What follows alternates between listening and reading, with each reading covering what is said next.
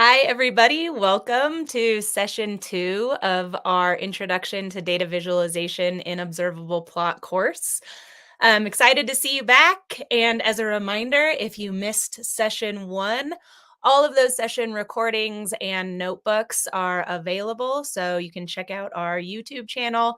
And we're also going to link to that below if you're watching later on. But we have a lot to cover today and a lot of good stuff. So I'm going to hop right in so we can really quickly get into doing our hands-on activities. So today, what we're going to do is we're going to do a quick welcome and recap. We're going to do some more with scales. So in session 1, we started playing around with customizing scales. We're going to continue that today.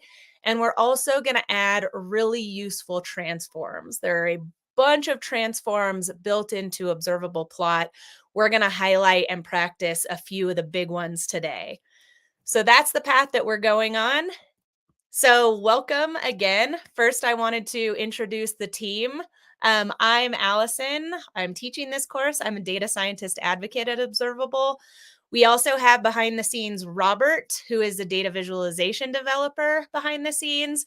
And also today, Henna is out. So Paul is here helping us. Paul is the head of product education at Observable.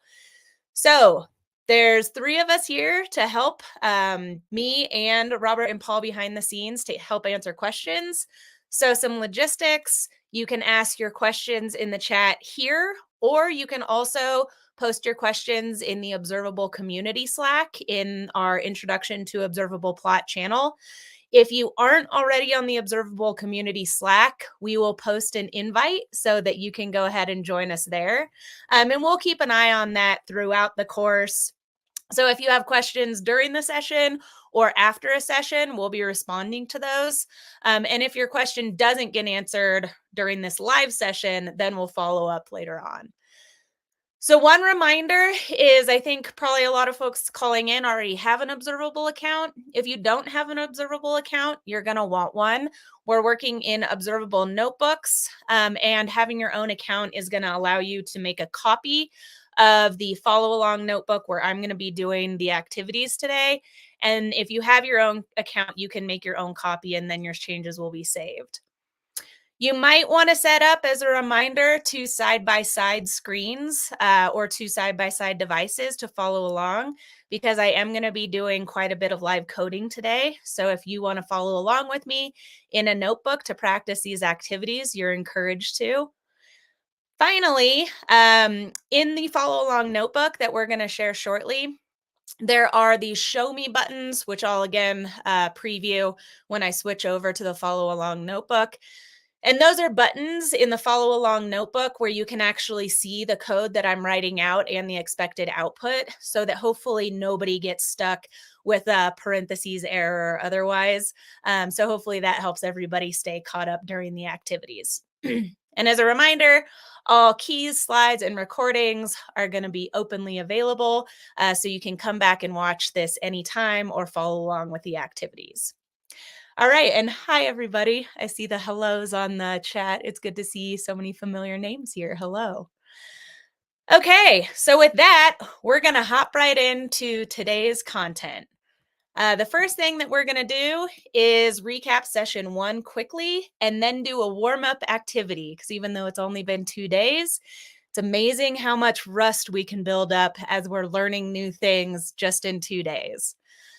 So in session 1, we learned about the grammar of graphics and how that relates to building charts layer by layer in Observable Plot. We also learned about some essential components of building charts with Observable Plot. A big one is marks.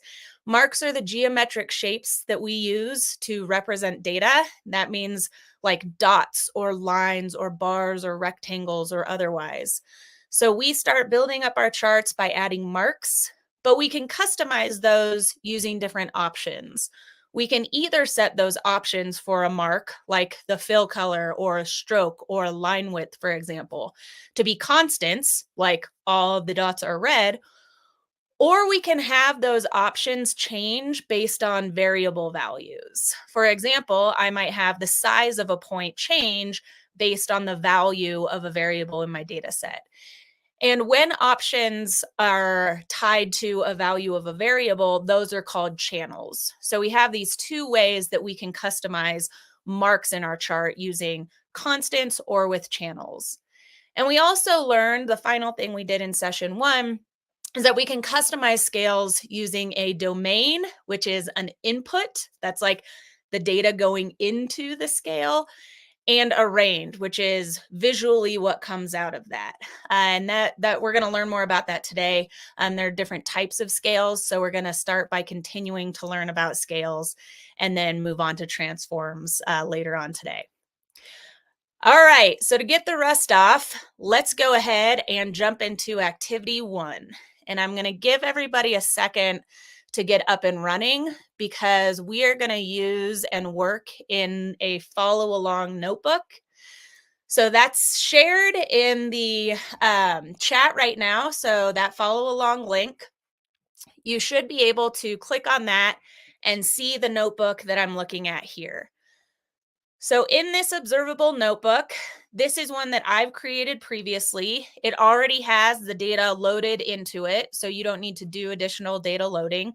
But if you wanted to, it's quick in notebooks. You can like drop file attachments or connect to cloud files or connect to databases, for example. But we're using two already attached or imported data sets. So what you're going to want to do is, since you have an observable account, what you're going to want to do is make your own copy of this notebook so that your changes are saved. Otherwise, if you like refresh the browser and you're not in your own copy, it's going to go back to this version because you'll be working in what's called tinker mode, where you're not working in your own copy in your own account. So the first thing that I'm going to do, which is what everybody else should do to make your own copy, is once you get to this notebook, is go ahead and click the fork button. And once you click fork, you can choose the workspace that you want to copy this into. You might only have one.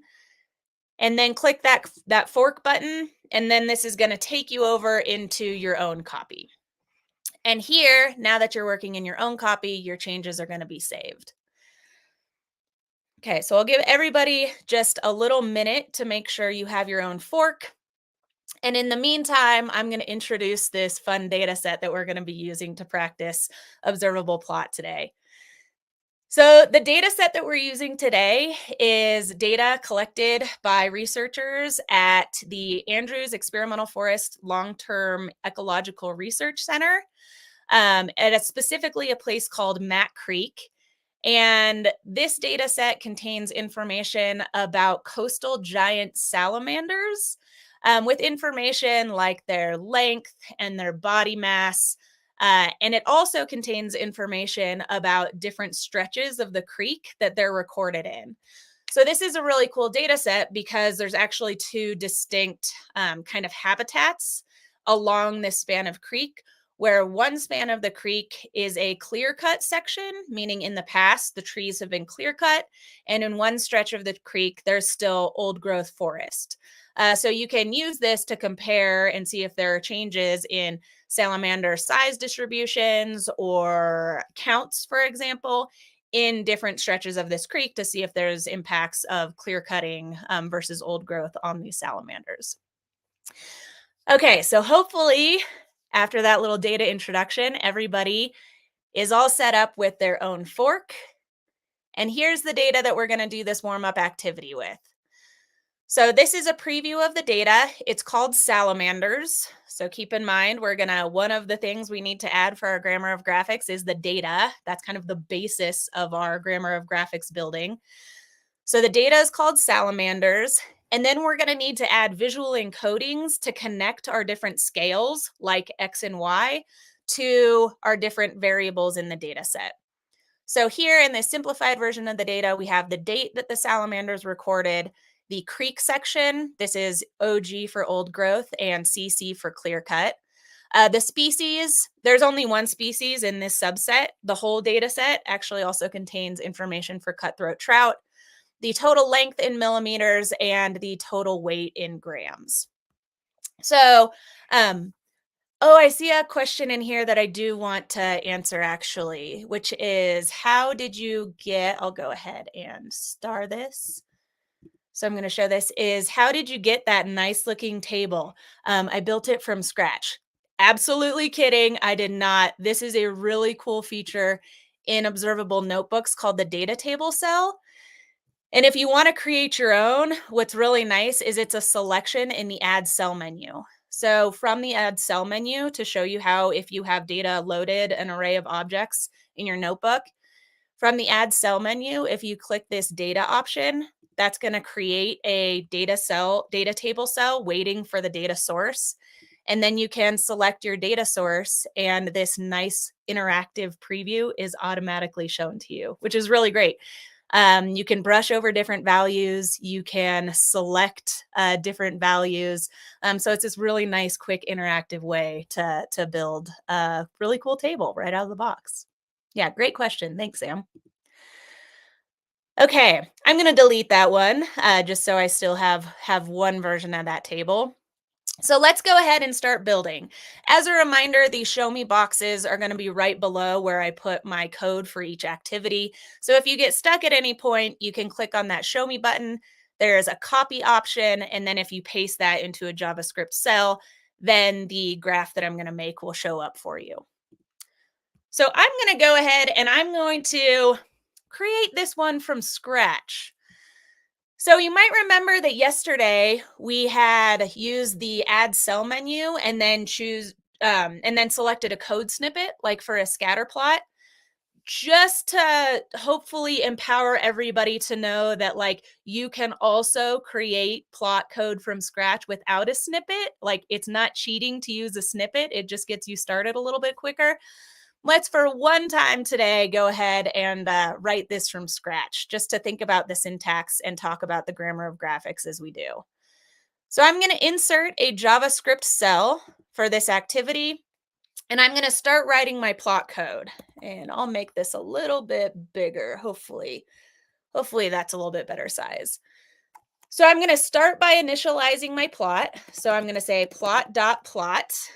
And that's just saying like, heads up, I'm creating a plot with observable plot. And then within this, we're going to have one set of regular parentheses and then one set of curly braces. Then I'll press enter just to give myself a little room. And within this plot, this initialized plot, is where I'm going to add information about my marks or my scales or other options to start building layer by layer. But the section we're going to start with is marks. And remember, this is where I'm saying what geometric shapes are being used to represent my data.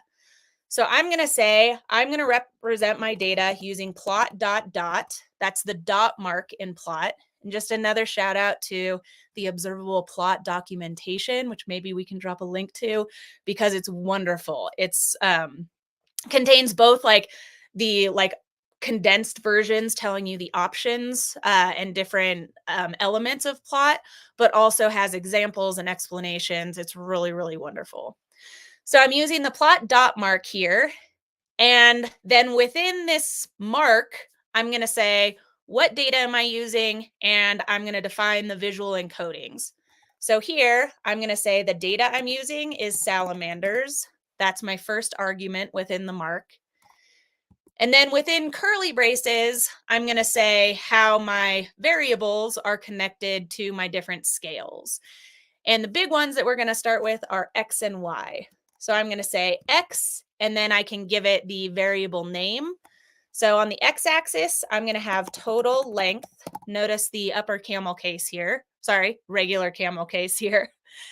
And for Y, I'm going to have the salamander weight.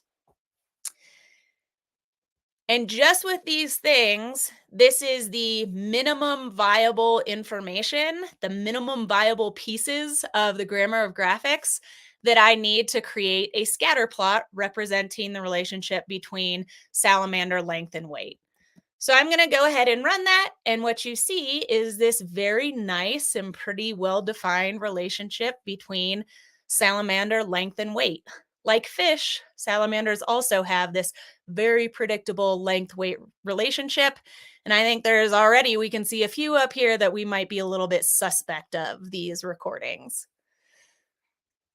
So so this is from scratch. We have built some minimum viable observable plot code where we initialize a plot and we start building up the grammar of graphics. With that base, we say what the data is, and then we use these visual codings that connect total length and weight to the X and Y scales. And then we've said what mark those values are being represented by, which in this case is a dot. But we also might want to update this a little bit. So let's do some of the final things that we learned yesterday. Let's go ahead and change some variables using different constants and different channels as options. So here I'm going to add one constant option where I'm going to say the opacity. Let's do opacity. Opacity is 0.5. That's going to be a halfway transparent opacity for each of these points. So that's a constant option. That's not changing based on a variable value. But I can also update options based on a variable value. So for example, here I can say I want the fill color to depend on the different categories within the creek section.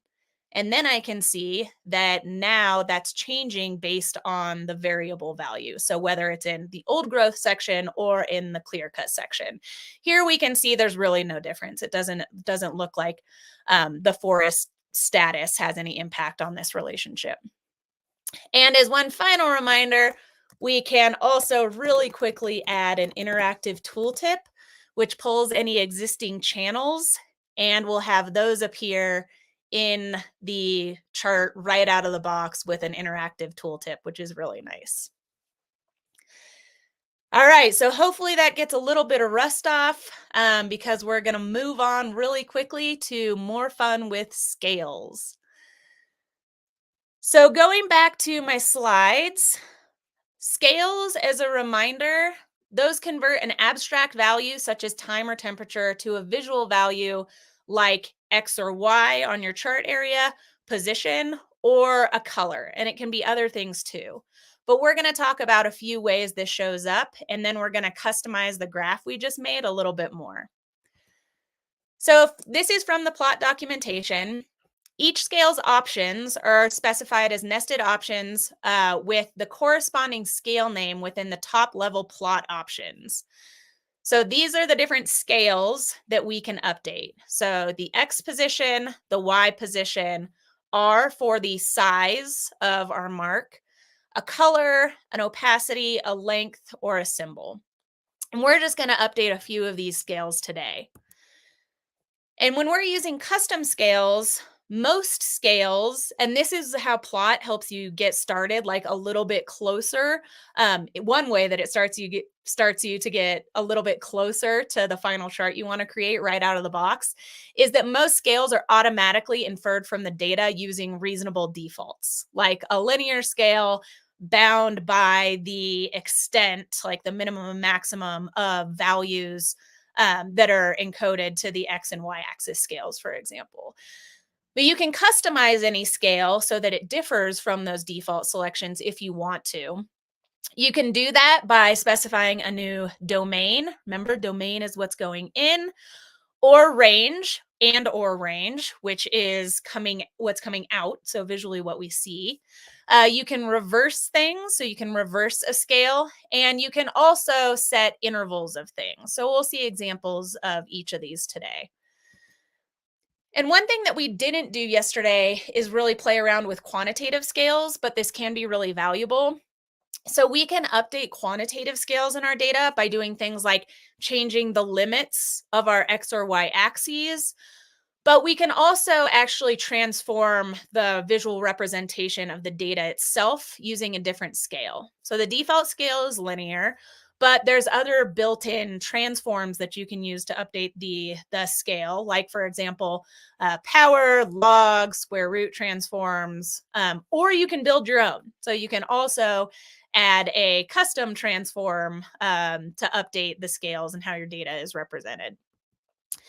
But we can also have discrete scales or continuous scales associated with a color, where for the color scale, a default quantitative color scale is linear, and the default color scheme is turbo, but there are a whole bunch of different color schemes that are already available out of the box by name that exist in Plot.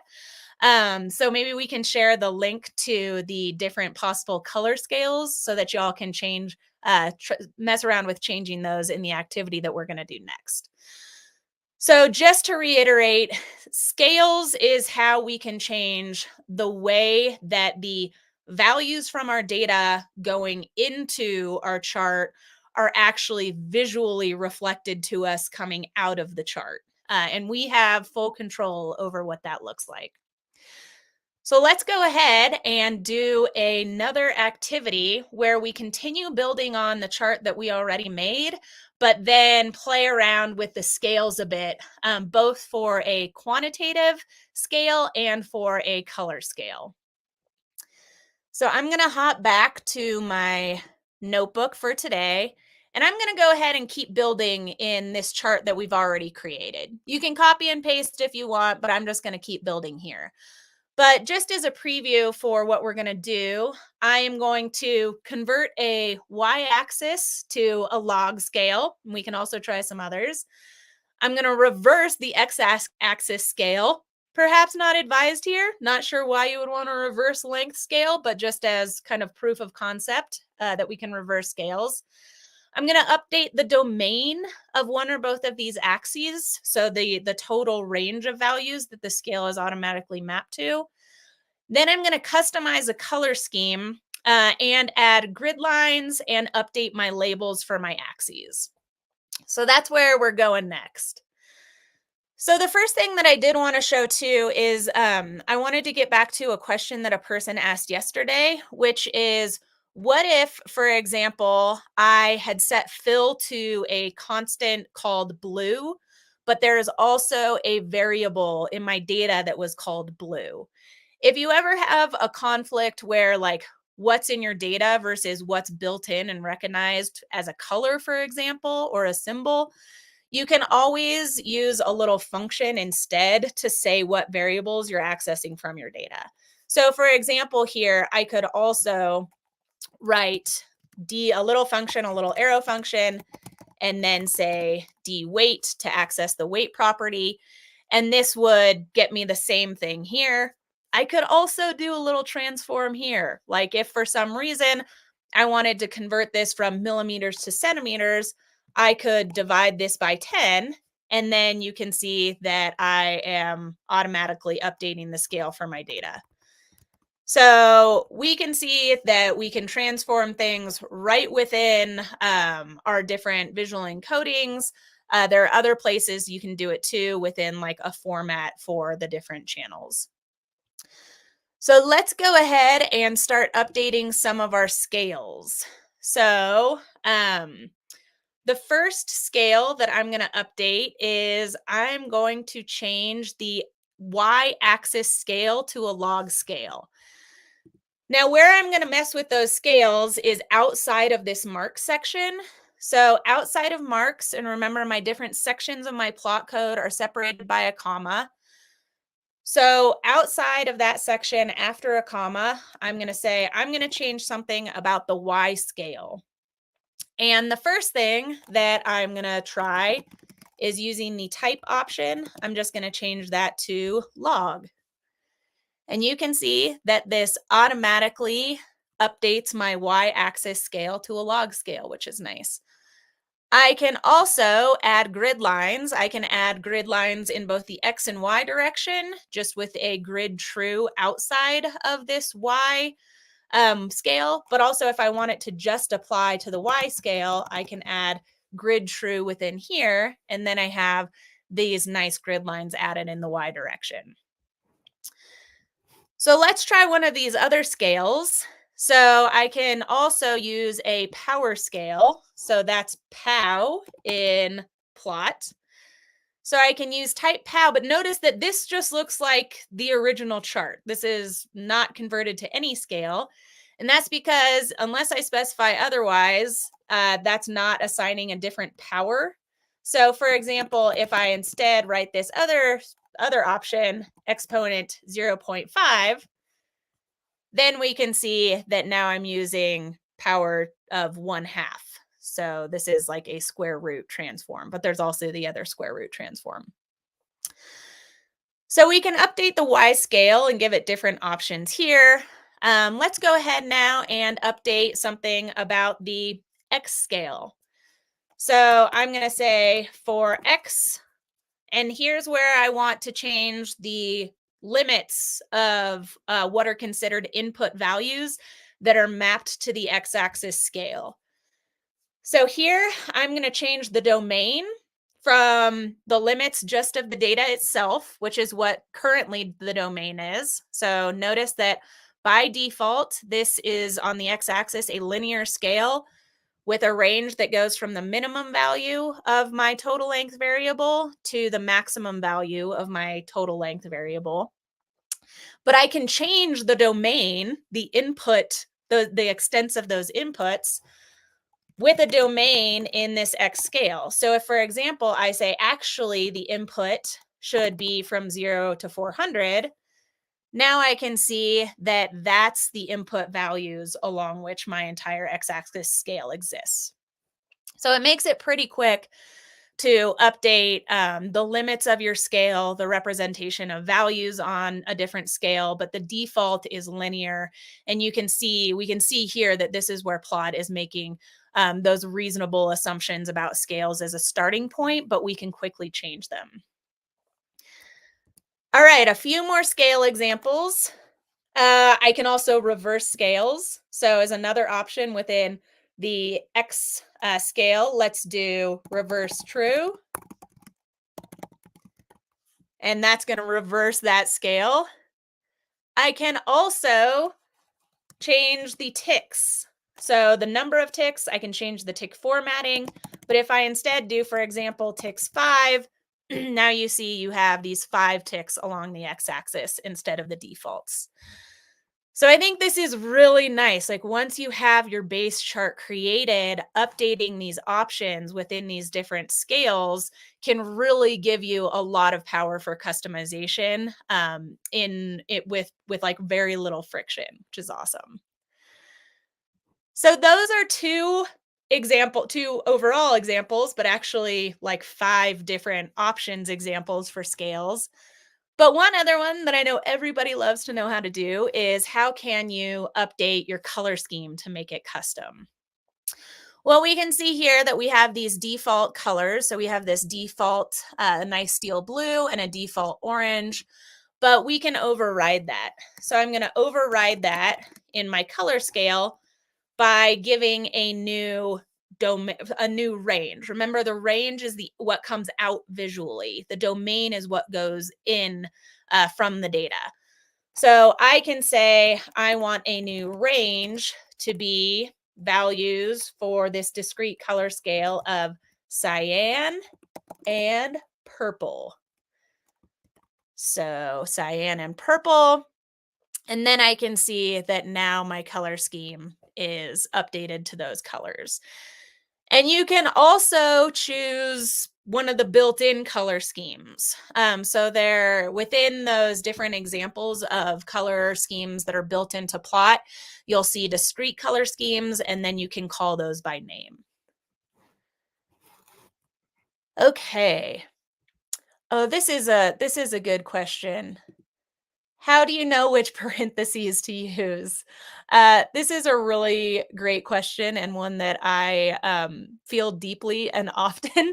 I truly follow the plot documentation, but usually, if you're defining options, even though sometimes there are different ways of writing code, but if you're defining options for a visual encoding or a scale, those are within curly braces, is kind of one general way I think about plot code. And there may be exceptions, but that's sort of a rule that I tend to follow. And if that doesn't work, then I go back to the plot documentation and see one of the examples and see where I might be off with my syntax. Yeah, good question. All right. So we can update. So here we've seen like many different options for updating scales, actually, just in these few lines of code. We've updated with a mathematical transform how my y-axis scale looks. We're showing a grid. We've updated the domain on the x-axis. The input values that our x-axis scale is by default being plotted along. We can reverse it. We can update ticks. You can update the formatting of tick marks. Just since I know that that's a pretty common one, I'll just add an example here. Like I can do tick format, and then I can use like 0.2 fixed, and then I have now a fixed value with 2 digits, for example, for my axis. But you can also use this to show like money values, for example. So there's a lot of different options that you can use to automatically update the tick formatting, so you don't have to do that like in bespoke ways outside of Plot. All right. So now I'm going to go back, now that we've had a little bit more practice with scales. Now I'm going to go back to my slides, and we're going to spend the rest of the day talking about transforms, because these are really, really valuable and really common. So what are transforms? First of all, transforms are built-in ways in Observable Plot that help you get your data in the right shape for your data visualization. So in the previous examples, we were looking at just like the raw data values, right? But that's often not what you want to represent. As you start getting really large data sets or really complex data, oftentimes a more useful way to actually visually represent trends more clearly is to show summary values or aggregate information by groups or across different bins if you have a continuous quantitative variable. And you can do that outside of Plot. But one really nice feature of Plot is that there's so many different built-in transforms that you can use to actually do all of that work for you right within your Plot code. So from the Plot documentation, Plot includes many useful transforms. For example, you can compute rolling averages, you can stack layers, you can dodge points, You can also bin things. You can create hex bin groupings. You can normalize stuff.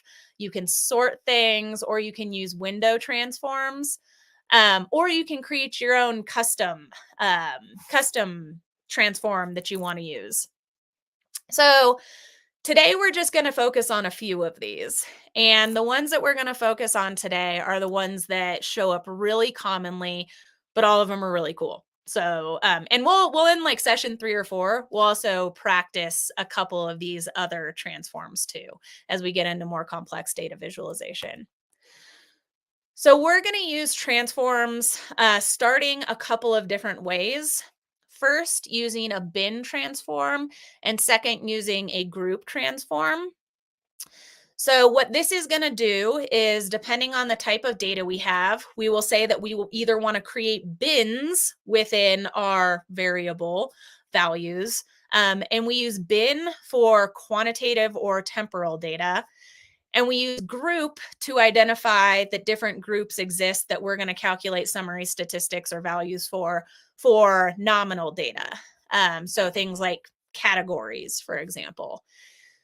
So we're going to use either bin or group. We're going to do an example for each to actually say, like, I want you to create groupings within, I want you to actually create groupings within this variable value. And then we're going to say what type of reducer we actually want to apply to it. So, for example, within each of those bins or within each of those groups, do we want to visualize a mean value or a count of observations or a sum, for example? So that's what we're going to do, is combine those two things, either a group or bin transform, and then say what reducer we want to apply to each of those groups so that we can actually visualize a summary value by group or by quantitative bin. So I want to start because I think the syntax here can be a little bit overwhelming at first. So I want to talk through a couple of examples before we hop into these. So here's the first example that I want to talk through. This starts off the same way that we've been seeing. We can use plot.plot to initialize a plot area. Then we say what marks we're using. And then we say, okay, what is the mark that's visually representing my data here? So this is going to create a rectangle, so rect Y. So here you can also have rect X, depending on which channels, which visual encodings you're using here. You can change that. So that's my first thing. This is my mark. Cool. These are going to be rectangles that look like bars, except that, keep in mind, we are using a quantitative variable as the x-axis, so that has meaningful bin widths. So rectangles have both a meaningful width and a meaningful height. So we're using a rectangle mark here. Then within that mark, the first argument is the data we're going to visualize. So we're going to say pull the Olympians data. This is built into Observable. So if you pull up a snippet, we could actually see what this is going to show us. So we're going to pull data from the Olympians data. And then within a plot bin, so everything else is within plot bin, you can specify two things. Well, you can specify more than that, but this is specifying two things. The first is a reducer. So this is a reducer, meaning find the count of observations within each bin. And then the second here is where we're saying that the variable we're plotting along the x-axis is the weight, which is a continuous quantitative variable for different Olympians. So what does this mean? So to say this in words, what we're doing is we're saying, hey, along the x-axis is weight. So that's what we're going to plot along the x-axis, is this continuous quantitative variable weight. But we're going to create bins within that. So within that X variable, I'm going to create these discrete bins. And within each of those bins, what I actually want to show is the count of observations within that bin. And then based on that count, that's going to be the height of this rectangle mark that's created. So what is that creating if we have a single quantitative variable along the x-axis, and then on the y-axis is counts within each of those bins? That is a histogram. So this is what's created from this code. So you can see that this weight variable along the x-axis, this isn't plotting the raw values that are recorded for each individual athlete's weight. Because we've used this bin with a count reducer, we can see that there are now bins within that weight along the weight axis. So my weight variable has been grouped into different bins. And then the count of observation within each of those bins is what is shown as the height of this rectangle mark. So this produces a histogram. Other software, other tools for data visualization, you might see a built-in histogram chart option. I really like this because I think it really reveals what you're actually doing when you create a histogram, right? A histogram is a combination of splitting up a single quantitative variable into discrete bins and then counting how many observations are within each of those bins. And I think that this really makes that expressly clear, which is nice. Okay, so that's an example of using bin and then so using bin within a mark and giving it a reducer that we actually want to show up. Oh, how do you control the size of the bin? Good question. We can add an interval option, and we'll actually see that a little bit later on when we do an example. Actually, in the next example, we will add an interval where you can change that. The example we're doing is for a time scale, but you can do it for any quantitative value scale. All right, so this is using a quantitative continuous variable and creating bins within that with a reducer of count. Let's look at one more example before we get back to our activities. So what if we, instead of plotting something just for a quantitative variable, what if we want to group by a categorical variable or a nominal variable? That's what this next example is showing. So you'll notice here that instead of using a rectangle mark, I'm using a bar mark, right? Remember that a rectangle has a meaningful width based on the data and it has a meaningful height. But with bar, you're just plotting a bar shape at individual values of a different category. So there's not really a meaningful measurable width to it. It's just a bar that's like centered. It's probably not a right word because you can make it not centered, but you just make a bar at that location, right? Like the width of the bar itself is not meaningful if it's just plotted at a category. So we're going to use the bar mark here. And again, this pattern is really similar. The first argument within that mark is the data that we're using. So this is penguins. Then within that, we say how we're representing the data. Sorry, within that, we say how we're grouping the data, what we're grouping, and what we want the reducer to be that actually shows up as the height of that bar mark that we're creating. So here we use, instead of a bin transform for categorical or nominal data, if we want to group by, for example, categories, like in this case, species, then I'm going to use group. And in this case, X, because I'm grouping this based on this X channel, which is changing based on species. And these are 3 categories of penguins: Adelie, Chinstrap, and Gentoo. So we're saying, okay, we're going to create groups. We'll recognize groups within this data set of penguins. On the x-axis, I'm going to have species. On the y-axis, I'm plotting body mass. But instead of plotting just the raw body mass, what I'm doing here is saying, actually, what I want you to plot on that y scale is the mean value within each of those groups. So it'll plot the mean mass for these penguins by species. So to say this one more time, because I know that syntax for grouping things can be a little bit overwhelming at first. When I look at this code, I'm saying, okay, I'm going to plot bars. And since it's bars, I know there's going to be categories. Along my x-axis, I have species. What the calculated value is based on the y-axis is body mass in grams. So I'm going to have some representation of this value, but instead of the raw body mass value being plotted, what I'm plotting is the mean value. And since I have this group statement for X, it's going to be grouped by the different categories within this X encoding. So within these different species, Adelie, Chinstrap, and Gentoo. So the output of this is a visualization of the mean body mass of these different species of penguins. We have the category along the x-axis. We have the mean of the body mass, since that's the reducer that we used in the y-axis. But you could update this reducer. You could change this to like max or min, or write your own function to decide what this reducer was going to be. Okay, one more slide, and then we're just going to do activities for the rest of the day. So one more example that we're going to try just to wrap up the day if there's time is using a normalized transform, which allows you to like pretty quickly out of the box normalize values to a basis value that you select.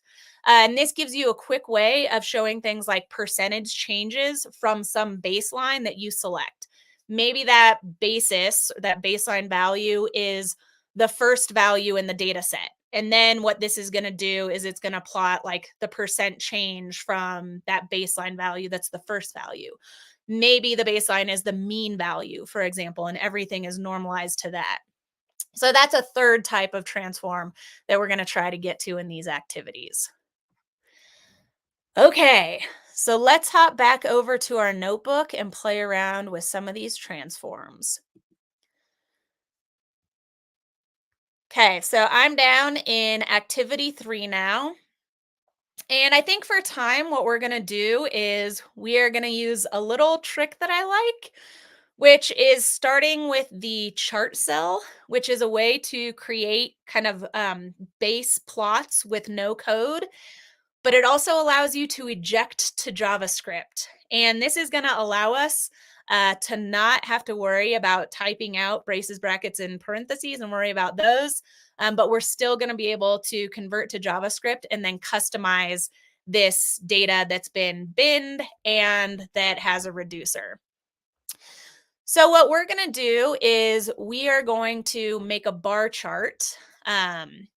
Which we're actually going to use a rectangle mark because this is going to be over a quantitative continuous variable on the x-axis that visualizes the change in mean salamander length over different discrete intervals of time. So that's going to be like over intervals of 5 years, or for each year, what is the mean salamander length? And we're going to plot bars that show that mean length at those different time intervals. So let's go ahead and start this with the chart cell first. So I can go ahead and again, from my add cell menu, if I go over to chart, then this creates a placeholder chart cell that is prompting me for a data source. So here, I'm going to select salamanders as my data source. And now I have a bunch of options, which is pretty cool, that allow me to quickly build this base chart. But you also notice down here, there's this convert to JavaScript button, and that's going to convert this into the plot code that we can then customize. So it's a really nice way to get started as you're starting to use bins or group transforms. So here what I'm going to choose is on the x-axis, I'm going to have the date. That's the date that these different salamanders were recorded. You can see that out of the box, this is actually creating a histogram of how many salamanders were recorded at these different time intervals. In this case, the default is 1 year intervals. So this is already using a bin transform, right? The width is 1 year and the height is the count. So that's the reducer.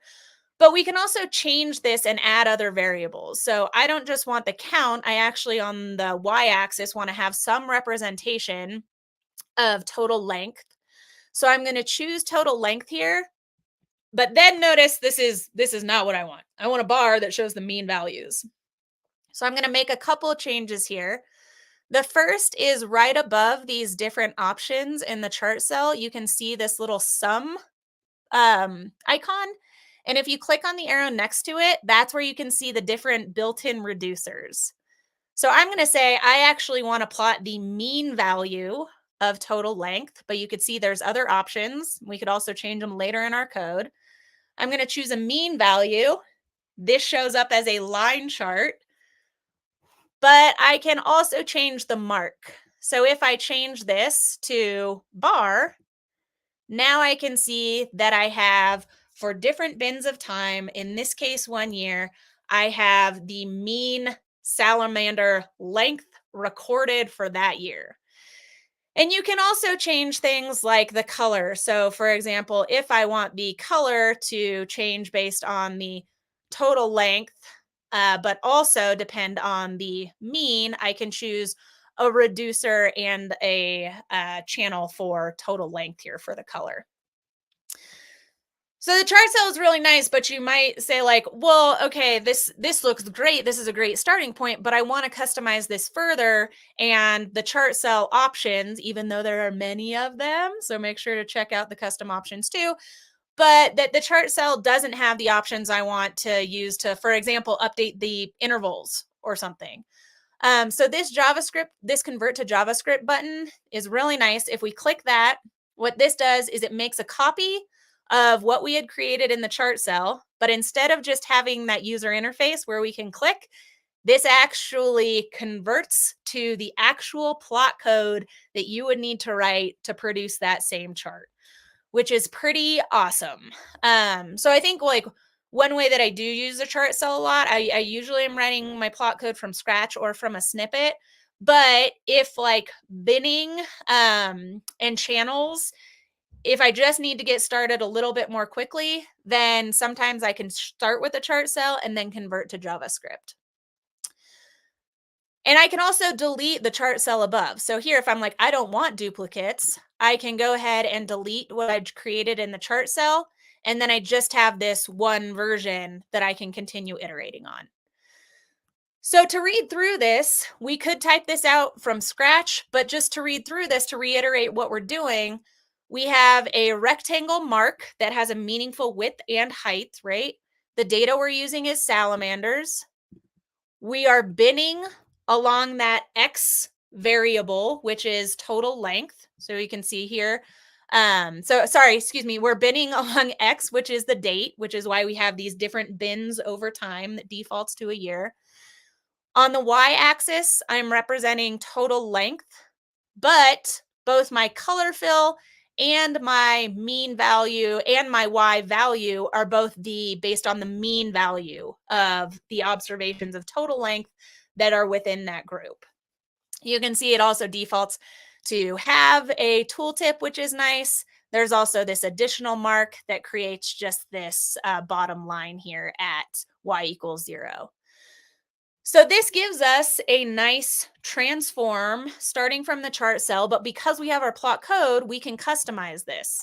So for example, if I wanted to change the interval over which this was actually represented, I could say, for example, interval, and then this is really cool, is this saves me a lot of time. Within plot, there's these really nice built-in intervals that you can choose from or just write in. So for example, I can write 10 years, right? And that'll change the interval to 10 years, but I can also change this to 5 years, and now my interval will be 5 years. So especially if you're working with date time data, some of those built-in things can be super, super useful.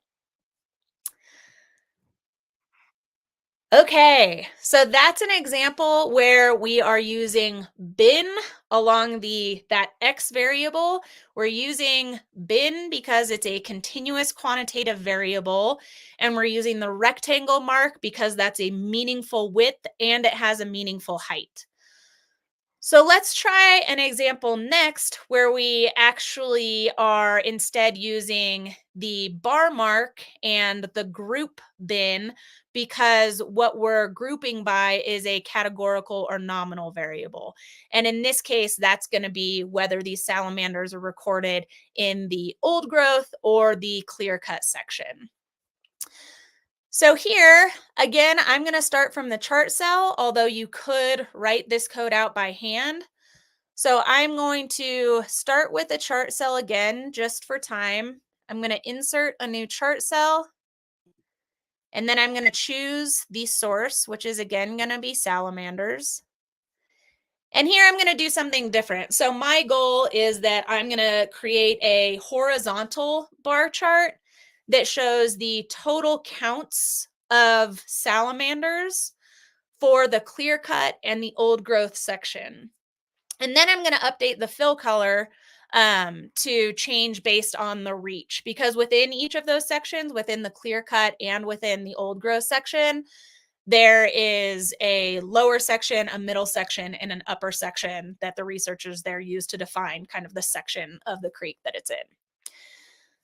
So again, I'm going to start with a chart cell, and on the x-axis, I'm going to have information. Actually, I don't even need to choose this, because if you only choose a single variable, the default is to visually represent counts within that group. So here, if on the y-axis I choose creek section, then you can see that automatically the default reducer is to do a count of total observations within each section, or within each category for that creek section. So I'm going to go ahead and just convert this to JavaScript, because even though this is the only thing that I've done here, if I convert to JavaScript, you can see what's happening under the hood. So under the hood, this is using bar X. This is creating a horizontal bar using the salamanders data, but then I'm grouping based on creek section. So notice my Y variable is creek section. So I have clear cut and old growth. I'm grouping by the different categories within creek section. And then what I'm doing within each of those groups is using a reducer for count. So that's what's actually happening under the hood when you use the chart cell, which creates a histogram by default when you only have a single variable selected. But because I have converted to JavaScript, then we can customize this here however we want. I can say I want the fill to be based on reach. So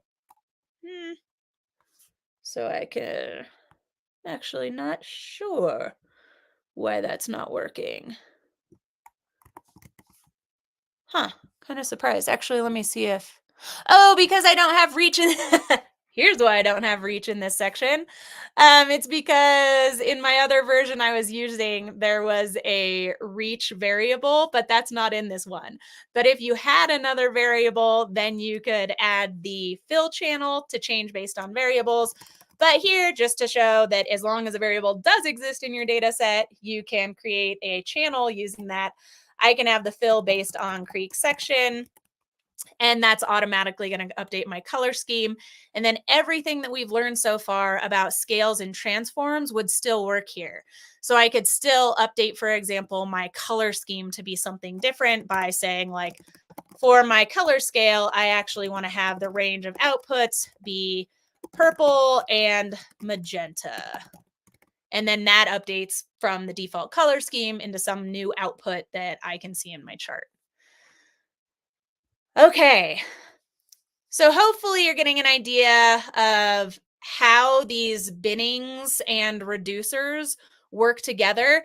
Keep in mind, one thing that might bite you is that using the bin transform for quantitative data and using the group transform for nominal or categorical data, and that difference between using the rectangle mark or the bar mark, depending on if you have quantitative data or if you have nominal data.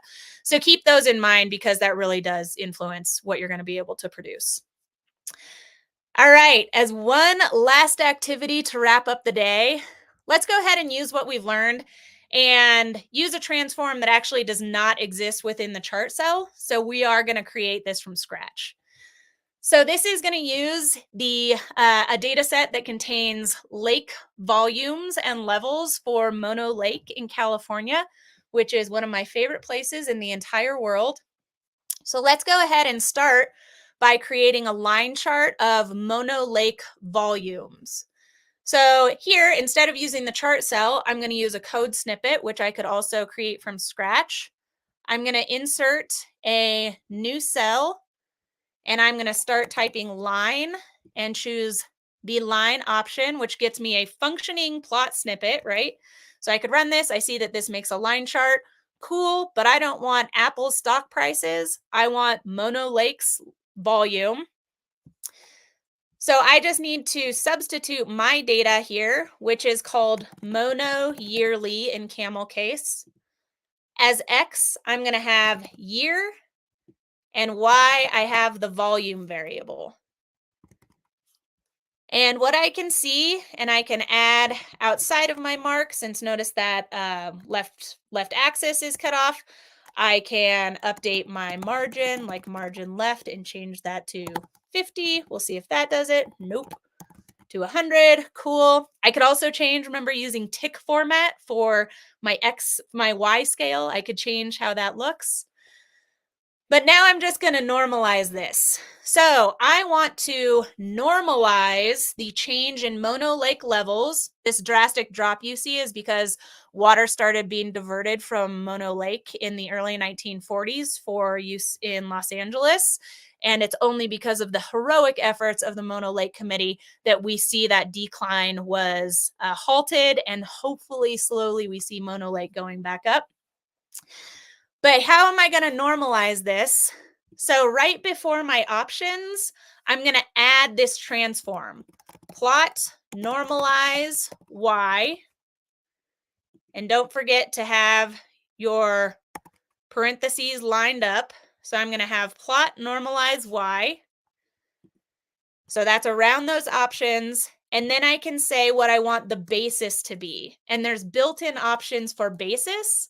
So here, if I want all these values normalized to like the first value in this data set, I'm going to say basis first. And now you can see that the value of the first value is set as 1, and everything else we can see is like a proportional change in Mono Lake's volume compared to that first value. But I can also change the basis to something like the mean value. And now a value of 1 is the mean value of all the lake levels. So here we could see that this is another type of transform, which is really useful. And there are many more built in Plot that lets you really quickly update how your data is represented. And we're going to play with many of those over the next 2 sessions. So we're right at 10 a.m. So I'm going to wrap up by just saying a reminder that session 3 is next Tuesday, same time. Look forward to seeing you, many of you back next week. We're going to start building on what we've learned with some more complexity, more transforms, more customization, and then we're going to start adding in interactivity in session 3 and especially focus on that in session 4. So thanks everybody for calling in and looking forward to seeing you in session 3. Bye, everyone.